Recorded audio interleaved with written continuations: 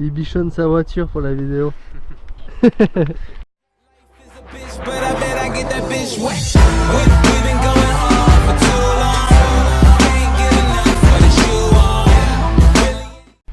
Et salut tout le monde, aujourd'hui on se retrouve avec Thomas et sa 350Z. Salut. Le voilà. Donc voilà le bestiau. Alors on se retrouve pour une vidéo un peu spéciale hein, où on montre une voiture. Aujourd'hui c'est la première. N'hésitez pas à dire dans les commentaires ce que vous en pensez. Là-bas on a Fredo la moto en T-Max. Avec mon T-Max. Voilà le bestiau. Alors c'est quoi comme voiture toi? Pourquoi avoir choisi une 350Z? Alors donc du coup déjà c'est une 350Z phase 2 de 2007. Donc avec le moteur VQ35DE Rev-Up. Ok. Pourquoi avoir choisi une 350Z? Déjà c'est mythique, voilà, Need for Speed Underground 2, tout le monde connaît donc voilà. Ça entre Fast and Furious. Ouais, Fast and Furious. Voilà, on a un châssis qui est vraiment super exploitable dès le début, un très bon moteur. Ok. Une gueule mythique qui vieillit pas donc. Donc là t'as quoi comme taille de jambe dessus?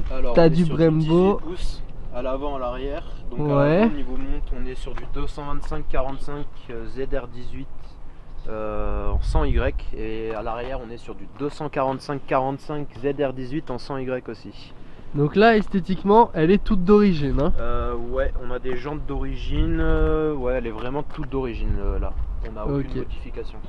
Ça marche. Et alors parle-nous un petit peu du moteur. T'as fait quoi? T'as fait des stages d'après ce que j'ai compris? Alors actuellement il y a un stage et une gestion éthanol qui ont été effectués par Motortech à Mougins. Ok, petit coup de pub. Très bon.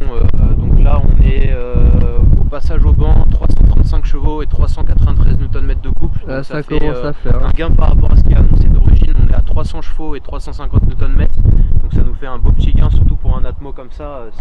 C'est même inespéré d'avoir autant de gains quoi. Ok. Et du coup t'as quoi comme moteur dessus? Tiens, si tu peux ouvrir le capot en même temps pour montrer un petit peu les muscles de la voiture. Donc voilà, on a dessus un V6 3 litres 5 atmosphérique, Ouais. simple admission, comparé à la phase 3 du coup qui elle a un moteur légèrement différent, le VQ35HR qui a une double admission, c'est la principale différence. Voilà, donc là moteur tout d'origine hein. Tout d'origine, ouais. T'as même pas mis de kit d'admission? Non, rien. alors kit d'admission avec l'éthanol c'est pas recommandé. Ok. Donc ce que je vais faire c'est quand même changer la durée d'admission, en mettre une en carbone pour avoir déjà un petit peu un flux d'air un peu plus fluide.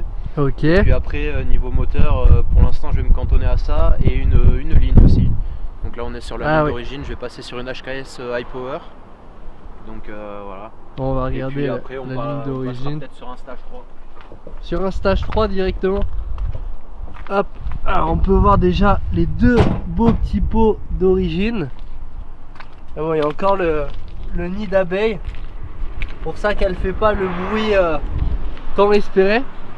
Bon c'est déjà pas mal, mais c'est vrai que pour un V6 ça fait pas un bruit de malade. Surtout pour un Atmo quoi.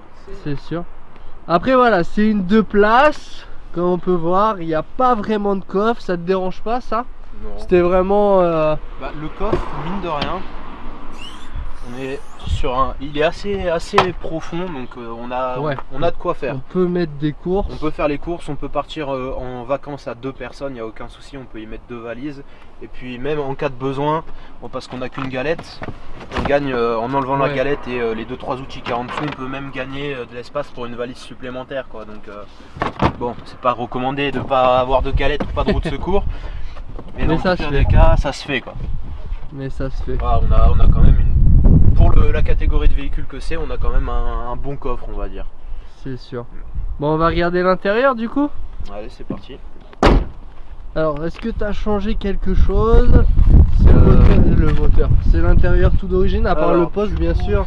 Du coup on a l'intérieur, donc c'est le pack Bose d'origine. Donc on avait un lecteur radio cassette CD Bose avec un système Bose amplifié 5.1, 6.1 même.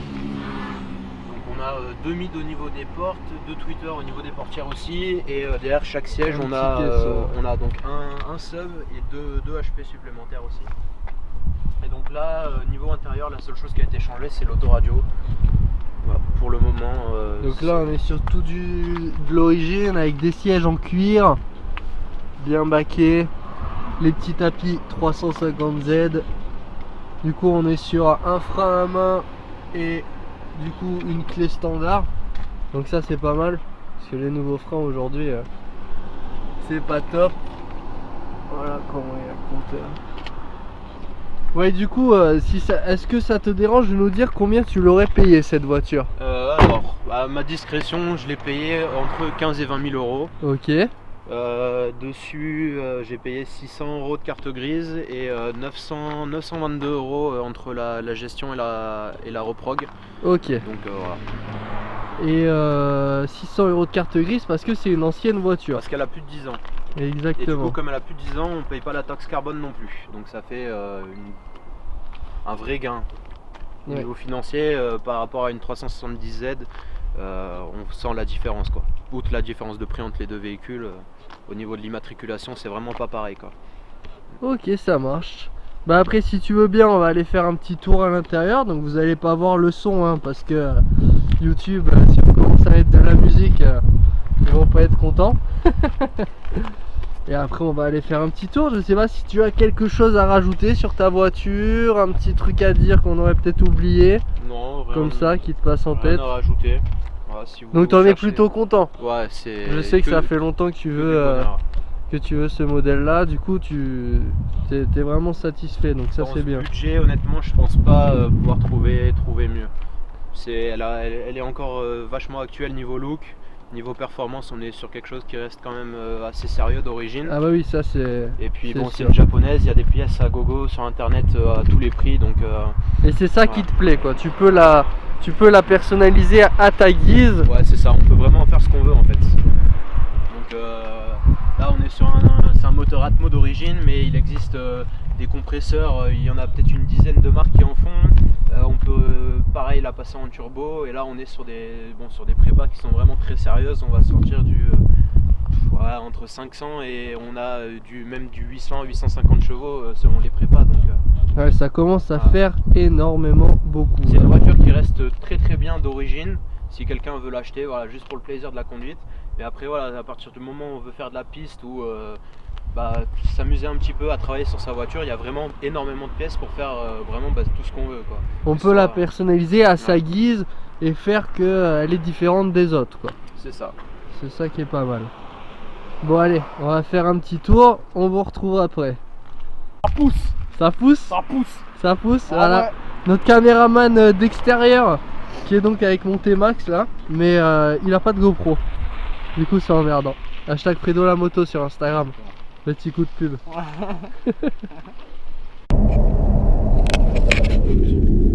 C'est pas pris.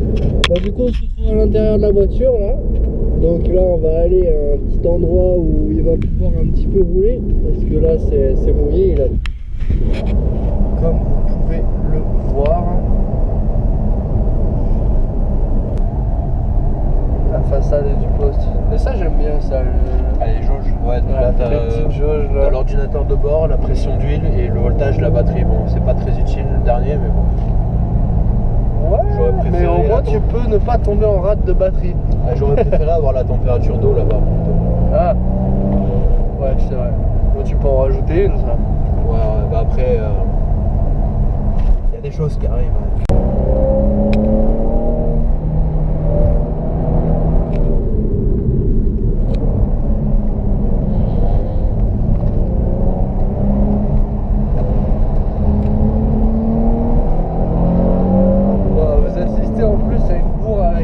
Avec mon T-Max. Oh, des graviers, l'enculé.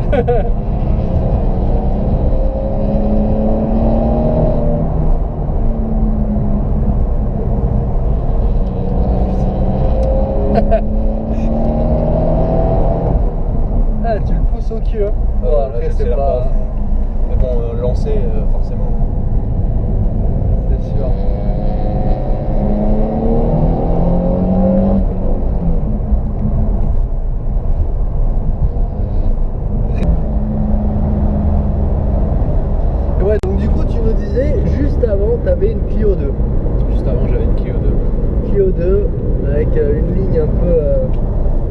vérifier.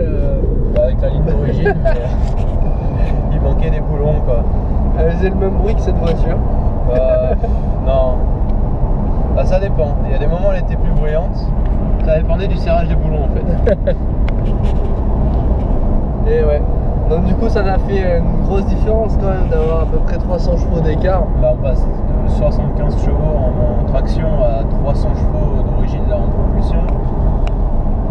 Ça n'a rien à voir. Et puis même la voiture le châssis est beaucoup plus rigide. Les suspensions c'est pareil, beaucoup plus ferme. Donc c'est une voiture, cette voiture là mange les virages où la Clio c'était un putain de bateau. Et du coup ce qu'on n'a pas dit c'est le budget essence. Alors, avant tu mettais énormément d'argent dans l'essence et avec l'éthanol du coup ça a réduit ton problème. Alors parle-nous un petit peu de ce budget essence. Quand j'ai eu la voiture au début et la première semaine, bon, je roulais beaucoup parce que voilà, je me faisais plaisir avec la voiture. Je mettais entre 90 et 110 euros d'essence par jour. C'est énorme. Donc après, une voiture qui consomme quand même beaucoup. Mais là maintenant à l'éthanol, je consomme un peu plus qu'à l'essence, mais je paye, au lieu de payer 1,70 € le litre, je paye 70 centimes. Et ça te revient à combien par jour maintenant? Maintenant je dois être. Bon, après je roule moins qu'avant, hein. Forcément je me suis habitué à la voiture et puis voilà, je la connais. Mais là je suis à 35 € d'éthanol tous les 2 jours. Bon. Donc ça me fait 17 € par jour. C'est quand même beaucoup moins cher, mais pour quelqu'un, ceux qui regardent la vidéo et qui ont des voitures qui roulent au quotidien, 35 € ça fait quand même un petit budget. Là je me déplace pour le plaisir, enfin je fais des balades, donc forcément je consomme un peu plus. Mais en déplacement quotidien, maison, boulot, franchement, à l'éthanol, c'est une voiture qui est vraiment c'est vraiment jouable niveau budget carburant. D'ici. Ça glisse bien.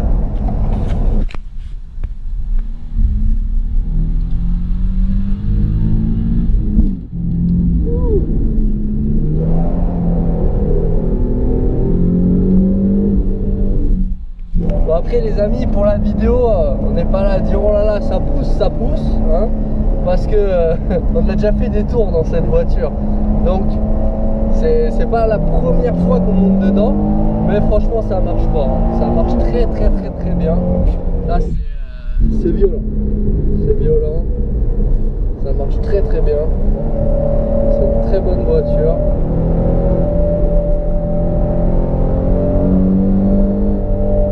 Après faut être impressionné. Allez, avance ta merde.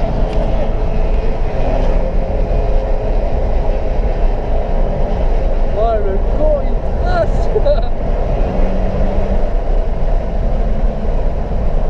Bon bah les amis, sur ce on va vous laisser. Voilà, c'est la fin de la vidéo. N'hésitez pas à liker, lâcher des commentaires. Qu'est-ce que vous pensez de ce style de vidéo? J'ai plusieurs voitures en stock, enfin plusieurs personnes qui ont des voitures en stock. Donc si vous aimez bien, on continue. Et voilà, je vous fais plein de gros bisous. Peace out. Tu veux lâcher ton Instagram? Alors Instagram, Tom-8Z33. Voilà, vous pouvez me suivre. Je poste des photos assez régulièrement. Bon, j'en ai plus posté depuis un moment, pardon. Mais là, ça reprend sûrement des daily posts. Donc voilà, n'hésitez pas. Tom-8Z33. Voilà, donc je vous l'affiche là en bas là. Et si vous avez des questions par rapport au modèle de cette voiture, franchement, n'hésitez pas à lui demander. Il est vachement bien renseigné, il sait de quoi il parle. Et puis je vous fais plein de gros bisous. Allez, ciao. Allez, salut. Je voulais peut-être faire un départ arrêté, mais ça sert à rien.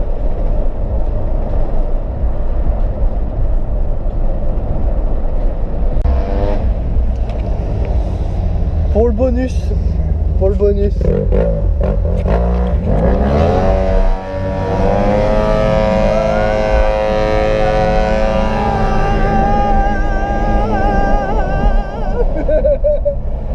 est juste à côté, hein. J'ai patiné au démarrage. Ah ouais, mais La route est mouillée là-bas. il est juste à côté, hein. Bon, si vous voulez savoir ce qu'il y a sur le T-Max, embrayage Polini, Vario Polini, il y a les souples et des bons réglages. Il est passé en prépa il y a 2 semaines. Il marchait pas comme ça avant, je vous garantis.